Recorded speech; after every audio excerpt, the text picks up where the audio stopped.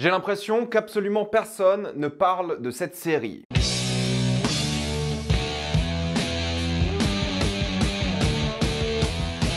Percy Jackson et les Olympiens. Comme d'habitude, jusqu'à la minute indiquée dans le titre de la vidéo, il n'y aura pas de spoiler, parce que là, vous êtes tranquille, après on va tout spoiler. Percy Jackson et les Olympiens est l'histoire de Percy Jackson, un jeune adolescent qui va découvrir progressivement sa vraie identité et son vrai héritage familial. Découvrant que c'est un demi-dieu, cet héritage va le pousser dans une aventure assez épique. Percy Jackson et les Olympiens est donc la nouvelle série Disney+, qui est sortie depuis le 20 décembre et qui a sorti un épisode par semaine. La saison 1 s'est achevée aujourd'hui. C'est adapté des livres par Rick Riordan, qui a d'ailleurs travaillé sur la série, il était consultant et a aidé dans le scénario et le casting, donc sa patte apparemment est vraiment présente. Je n'ai pas lu les livres, donc je ne peux pas vous dire à quel point l'œuvre respecte ou pas les livres, mais déjà si vous comparez aux films, parce que c'est là que beaucoup de personnes vont comparer, ce sont des films de ma génération. Les films c'était des versions un peu plus adolescents, jeunes adultes, parce que c'était la mode des jeunes adultes à l'époque, donc c'était clairement plus mature entre guillemets que la série qui est sortie aujourd'hui, mais en même temps, soyons honnêtes, les films étaient pas terribles, pour ne pas dire mauvais. Ça faisait partie de la mode des films pour jeunes adultes, où ils devaient vraiment en faire des caisses et ils devaient vraiment adapter des licences rapidement pour faire de l'argent. La preuve est que ça a foiré, ils ont jamais fait de suite, ça a jamais continué et je dois admettre que c'est compréhensible. Je sais qu'il y a plein de personnes qui aiment ces films, que ce soit sérieusement ou en plaisir coupable. Moi personnellement, ce n'est pas mon cas. Je trouve qu'il n'y a pas grand chose à sauver dans ces films, mais beaucoup de personnes se plaignaient du casting de la série parce que tout le monde est beaucoup plus jeune, mais dans les livres, ce sont des enfants. Ils sont beaucoup plus jeunes. Les films sont un peu une hérésie concernant les livres de ce que j'ai entendu. Donc oui, vous êtes peut-être attaché par nostalgie d'adolescence à ces œuvres-là, mais ça n'a clairement rien à voir ici et j'ai envie de vous dire tant mieux. Je suis pas un hater des films non plus, mais soyons honnêtes, c'était pas les films les plus glorieux. D'ailleurs, si on parle de films de ce genre-là, à la même époque était sorti Le Choc et La Colère des Titans, que moi je préfère bien plus, encore une fois en tant que plaisir coupable, parce qu'il y a plein de problèmes dans ces films aussi, mais c'était assez rigolo à quel point il y avait deux franchises qui sont sorties au même moment, qui ont tous les deux eu 2 opus et qui parlaient de la mythologie. Pour moi, les gens qui veulent pas regarder car ce sont des personnages jeunes, c'est un argument qui peut s'entendre, mais critiquer la série parce que c'est des personnages jeunes, parce que ça respecte les livres, pour moi c'est pas un argument. Surtout que la série est faite autour de la jeunesse des personnages, on en parle après. Mais là clairement on a une intention assez précise de la part de Disney+, c'est à avoir un peu leur Harry Potter, avoir un peu leur Stranger Things. Ils ont envie d'avoir une licence de fantasy avec un mélange de réalité où les acteurs vont grandir au fur et à mesure des années et avoir un énorme carton. Je dirais plus d'ailleurs Harry Potter que Stranger Things pour le côté immature de l'œuvre, mais tu vois que la série peut grandir avec ses acteurs et c'est un peu l'objectif. La saison 2, je crois, a été plus ou moins officialisée. De souvenir, le scénario est en train d'être écrit ou alors il a déjà été écrit, mais je crois que l'annonce officielle pour une saison 2 n'a pas encore été faite, à vérifier, mais en tout cas, je pense quand même que la série aura une saison 2. Mais ce qui est assez bizarre parce qu'en Europe et en France, j'entends personne en parler. Vraiment personne. C'est une série qui passe complètement inaperçue chez nous. Et par contre, aux États-Unis, les gens en parlent. La série cartonne. Alors, je dis pas que c'est un énorme succès non plus. Donc, peut-être le carton des USA va booster pour une vraie saison 2. Je dis vrai dans le sens officialisation de production, de continuation du casting et tout. Mais si on parle de budget, c'est vrai que la série coûte cher. Et ça se ressent. C'est entre 12 et 15 millions apparemment par épisode. Il y a 8 épisodes de environ 35 minutes à chaque fois. Entre 35 et 40 minutes. Classique Disney+,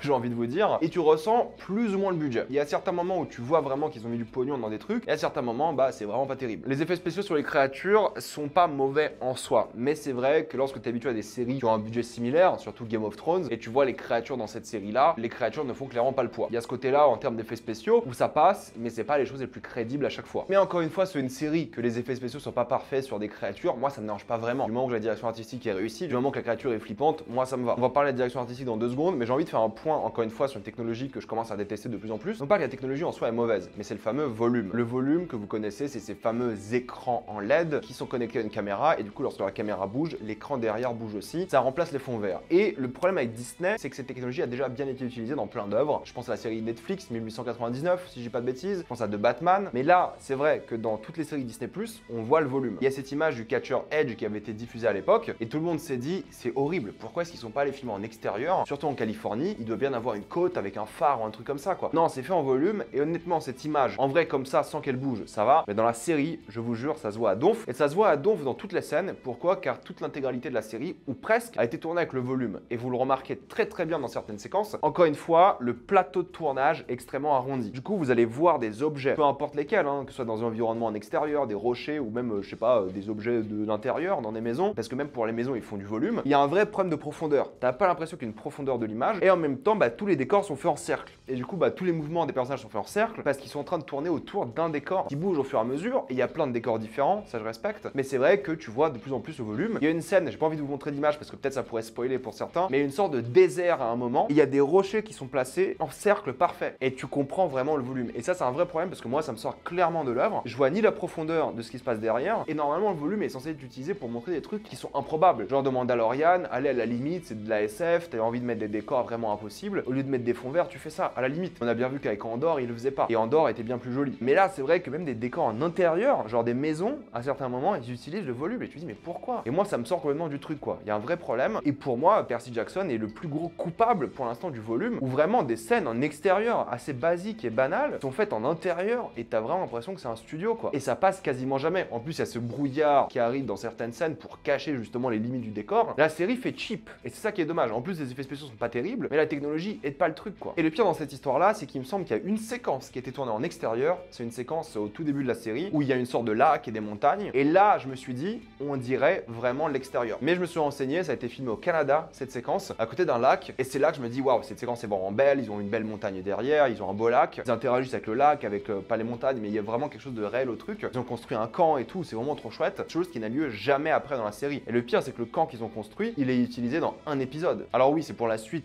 j'imagine, des saisons qui vont arriver, mais c'est une déception aussi. Mais à la limite, si la direction artistique est bien, c'est pas grave, la série peut vraiment être cool. En termes de direction artistique, c'est vrai que c'est un peu décevant, dans le sens où les dieux sont juste des gens habillés normalement, ils se font passer pour des humains, ce qui est logique. Les dieux les plus puissants sont généralement en costume, genre costume de bureau, ou dans des habits un peu de cérémonie. Il y a quelques objets, quelques armures, quelques armes qui sont plutôt jolies, qui ont été construites. Il y a justement ce fameux camp qui est joli aussi, mais globalement, ça reste très très léger. Et les créatures en termes de direction artistique, ils reprennent les créatures de la mythologie grecque. Évidemment, c'est décevant aussi, je trouve, que ce soit en termes d'effets spéciaux, en direction artistique, où les créatures font pas peur, elles interagissent jamais avec les personnages. Du coup, c'est toujours un acteur qui est face à une créature et du coup, dans sa vie à lui, dans le vide, il joue contre rien du tout, quoi. Et ça se ressent beaucoup. Donc il y a un vrai problème de direction artistique que je trouve assez faible et peu original et peu inspiré, alors que la série aurait pu proposer des choses. Mais je pense que là où je suis le plus déçu, c'est les environnements. C'est une série d'aventure, du coup, ils traversent plein d'environnements trop stylés en théorie. J'ai pas envie de vous spoiler lesquels, mais c'est vrai que tous les environnements ont été extrêmement décevants d'après moi. De une, parce qu'il y a le fameux volume qui coince et qui fait des petits décors, mais surtout que t'as quand même une mythologie grecque hyper intéressante et globalement, tous les environnements sont pas spécialement très bien faits en effets spéciaux, mais vides et creux. Genre personne n'y habite, c'est carrément vide, il y a rien, il y a pas de profondeur, c'est vraiment décevant de ce point de vue-là. Il y a rien de palpable et ça m'a vraiment déçu pour le coup aussi. Pareil, tu dis c'est une série d'aventure avec des gamins, peut-être il y aura un thème musical cool comme ont les séries que j'ai citées précédemment d'enfants ou gamins, même pas une musique iconique, même pas un leitmotiv, même pas un truc qui te donne envie d'aller à l'aventure. Ça aussi c'est décevant. Quasiment aucune idée de mise en scène, aucun plan magnifique parce que tous les décors qui montrent sont généralement des faux décors sur un écran LED pas très beau en général. Même en termes d'éclairage, il y a globalement pas d'idée, c'est vraiment filmé comme une série assez lambda et c'est décevant aussi, je dois vous l'admettre. Donc techniquement la série est vraiment décevante. Pour le budget, pour l'ambition, pour la direction artistique, pour toute la technologie qu'ils ont, j'ai trouvé la série assez passable. C'est pas médiocre en soi parce que comparé à d'autres séries, c'est pas mal, mais vu le budget, vu le prix que ça a coûté, c'est pas bien du tout. C'est l'une des séries Disney+ les plus décevantes que j'ai vues d'un point de vue technique et ça veut dire quelque chose. Mais à la limite, disons que le côté technique est pas grave, peut-être l'histoire va nous porter, peut-être l'histoire va nous donner envie. C'est assez spécial parce que oui, en effet, c'est une série pour enfants. Ça veut pas dire que c'est avec des enfants, c'est le cas aussi, mais c'est surtout pour enfants, jeunes adolescents. C'est tellement familial que je pense que les adultes vont pas s'y retrouver. J'ai 27 ans, je suis clairement pas la cible pour cette série, c'est la vérité. Je pense vraiment que ça sera les adolescents qui vont regarder cette série. Je dis pas que les adultes peuvent pas l'apprécier non plus, mais j'ai plus de mal à voir un adulte apprécier la série qu'un adolescent. Parce que les dialogues sont très kitsch, les enfants ont une vraie maturité au point où t'as vraiment l'impression que c'est des scénaristes qui ont écrit des adultes mais dans les corps d'enfants. À aucun moment on dirait des enfants, dans leur comportement surtout. Il y a des intrigues qui sont faites pour les enfants avec des twists, des retournements, des trucs comme ça, qui vont globalement être assez simplets et sans trop de surprises et très bébêtes. Mais c'est un peu le but, c'est une série pour enfants dont la cible sont les enfants. La cible, c'est pas ceux qui ont grandi avec les films de l'époque. Pas du tout. L'objectif, c'est d'aller chercher une autre audience qui veut découvrir cet univers. Ça se ressent dans tout que c'est pour enfants. Dans les scènes d'action, il n'y en a pas beaucoup et à chaque fois, elles sont assez inégales. Surtout concernant les créatures en CGI où tu vois qu'il n'y a aucune interaction. Elles sont pas très inventives non plus, que ce soit dans l'idée du scénario ou la mise en scène. Et encore une fois, il y a des grosses déceptions dans l'utilisation de créatures mythiques ou de dieux hyper connus qui passent un peu tous pour des losers qui se font taper par des gamins, quoi. Mais j'aime bien les séries d'aventure, j'aime bien les séries qui voyagent dans plein d'endroits différents. Sauf que là, ils voyagent évidemment qu'aux États-Unis. Ils passent de décor en intérieur à un autre décor en intérieur à un autre décor en intérieur. T'as jamais jamais ce sentiment d'aventure en extérieur, et c'est pour ça que ma séquence préférée de la série, c'est dans le camp au tout début. Parce que là, t'es une communauté, il y a un lore qui se crée, il y a un vrai environnement, c'est vraiment cool, mais la série met ça de côté constamment et se concentre vraiment sur l'aventure. L'aventure, c'est des autoroutes, c'est des trains, c'est des bus, c'est des trucs vraiment pas intéressants généralement, quoi. C'est une série d'aventures urbaines, et même le côté urbain est pas bien fait parce qu'ils ont tout fait en intérieur. Tout est surjoué, les twists aussi, par exemple, que tu vas venir à des kilomètres, mais bon, c'est pas grave, c'est une série pour enfants. Mais pour les fans de mythologie, vous n'allez clairement pas vous y retrouver. Oui, il y a beaucoup de facilité scénaristique et d'incohérence, mais encore une fois, il y a l'excuse que c'est pour les enfants, et les enfants font beaucoup moins attention à ça. Les adultes, par contre, oui, ça peut être un peu agaçant, ça peut être un peu pénible, mais c'est pas très grave. Je vais pas critiquer la série sur ça. Mais là où je vais critiquer la série, c'est que même en termes de thématiques, sur l'héritage, les drames familiaux, c'est vraiment pas profond, ça va pas au bout des choses. Et en termes d'émotions,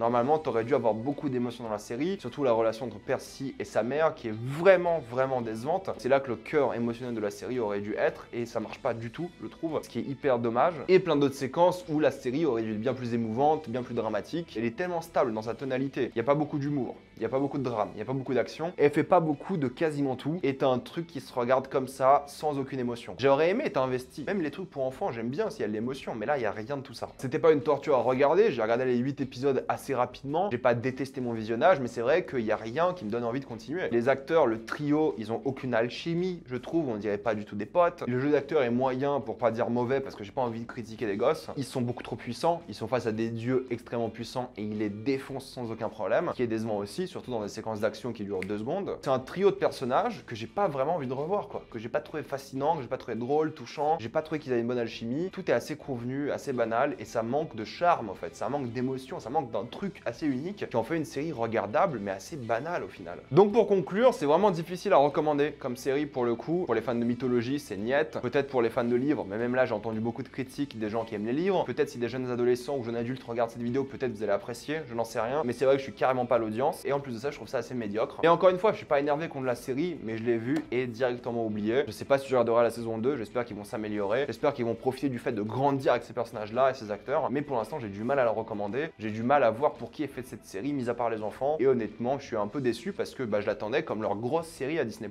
mais au final je comprends aussi pourquoi personne n'en parle, parce que c'est assez oubliable. Maintenant on va passer en spoiler. J'ai beaucoup parlé du camp, à quel point ça aurait été cool d'avoir plus de l'histoire là-bas au camp pour qu'ils apprennent un peu, je sais pas, la mythologie, ils apprennent un peu leurs origines, leurs sources, et que peut-être en saison 2 ou fin de saison 1, ils partent à l'aventure. Là, ils font quand même une aventure où ils vont voir les dieux les plus puissants un par un, ils arrivent dans le monde des morts, ils vont à l'Olympe et tout. C'est too much pour une saison 1, je trouve. Et tu vas raconter quoi dans la saison 2? T'as déjà tout vu dans la saison 1, j'ai l'impression. Des personnages comme Méduse sont assez décevants et se fait tuer en un quart de seconde, c'est assez débile. T'as des histoires intéressantes, par exemple au casino où ils auraient dû perdre leur mémoire avec Hermès et tout, c'est jamais utilisé. Ils ont plein de concepts comme ça qu'ils utilisent jamais. Le Cerbère qui est jamais utilisé non plus, et le concept des morts de manière générale est pas utilisé. Les dieux sont décevants. Arès qui complote et qui au final se fait ratatiner par des gamins alors que c'est le dieu de la guerre, c'est ridicule et c'est mal expliqué. Chronos, à aucun moment t'as l'impression que c'est une vraie menace pour le coup dans l'œuvre, alors que c'est lui qui est derrière tout ça. Poséidon, il y a même pas de rencontre touchante avec lui, un truc émouvant, rien de tout ça. La trahison de Luc, elle fait rien non plus émotionnellement, c'est hyper convenu et du coup ça joue avec l'oracle et ce qui a été dit, mais c'est même pas son ami Luc, enfin tu vois, c'est un truc comme ça qui est assez banal. Et c'est encore fait pour les enfants, quoi. La trahison du pote, entre guillemets, alors qu'ils se connaissent à peine. Ils se sont parlé pendant un épisode. Je trouve qu'ils ont par contre réussi à Hadès. Il a pas beaucoup de temps à l'écran, évidemment, mais je trouve que le personnage est bien foutu. Il a ce côté un peu arrogant, mais qui est assez content de son travail. Qui est cool parce que j'en ai marre de voir Hadès en mode méchant dans les œuvres. Et oui, Zeus, pour le coup, il a une prestance. C'est Lance Reddick qui l'interprète, le pauvre qui nous a quittés récemment. Paix à son âme, évidemment, il va beaucoup nous manquer. J'aurais aimé ne pas savoir ce casting avant que la série commence parce qu'il a été annoncé il y a bien longtemps. Il a une scène, quoi. Ils vont sûrement devoir le recast, c'est évident, mais c'est hyper dommage parce que Lance Reddick, pour le coup, en Zeus, ça le faisait carrément. Il a pas beaucoup de rôles où il peut s'énerver comme acteur, où il pouvait s'énerver malheureusement, et je pense qu'il nous manque à tous terriblement. Les fans de séries savent à quel point il a une importance capitale dans le monde des séries depuis 2 décennies, mais c'est vrai que là, pour le coup, c'est du gâchis aussi, en soi. Je trouve que ça va pas assez loin. Pourtant, j'aime bien le personnage. Donc je suis carrément déçu, soyons honnêtes. Ils auraient pu en faire plus, ils avaient le budget, ils avaient les choses pour réussir, mais au final, je trouve que tout le monde va l'oublier, et j'ai du mal à voir comment une saison 2 peut faire mieux. J'ai envie que la saison 2 fasse mieux, je vais peut-être l'essayer, mais ça commence pas très bien pour moi. Mettez-moi dans les commentaires si vous avez adoré ou pas la série, qu'en pensez-vous? J'ai envie d'avoir votre avis, peut-être vous avez adoré, j'en sais rien, peut-être je suis dans la minorité. Dites-moi ça dans les commentaires. Comme d'habitude, pensez à vous abonner à la chaîne pour plus de vidéos, mettez un j'aime, ça aide beaucoup la chaîne. Suivez-moi sur tous mes réseaux pour plus de débats, critiques, actualités et concours. Et moi je vous dis à la prochaine fois. Salut à tous.